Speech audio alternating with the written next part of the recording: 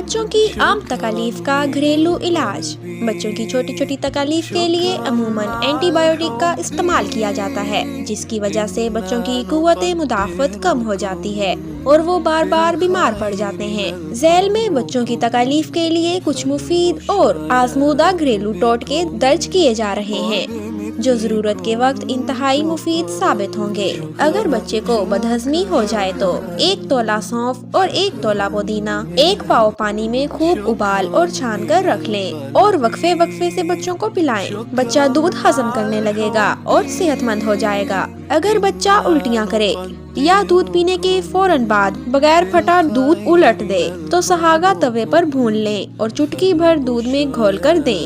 اس سے پیٹ کا درد، گیس وغیرہ ختم ہو جاتی ہے اور دودھ ہضم ہونے لگتا ہے اور الٹیاں بھی بند ہو جاتی ہیں۔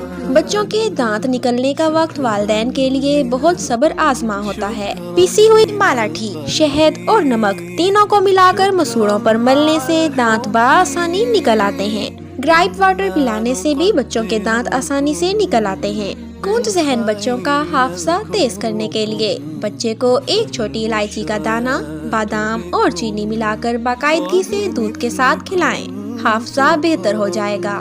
بچوں کے توتلے پن کو دور کرنے کے لیے 9 عدد کالی مرچ اور 9 عدد گری بادام حسب منشا چینی کے ساتھ ملا کر چٹنی بنا کر رکھ لیں اور رات کو چٹائیں اور صبح تازہ مکھن چینی ملا کر چٹائیں۔ بچوں کو اگر قبض ہو جائے تو انہیں چائے کا ہلکا قہوہ شکر ساتھ میں پکا کر دیں۔ انشاءاللہ قبض کی شکایت دور ہو جائے گی۔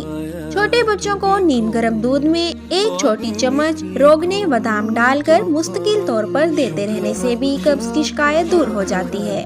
ہر مرض کے اصولی اور یقینی علاج کے لیے مسلم دواخانہ کی خدمات حاصل کریں۔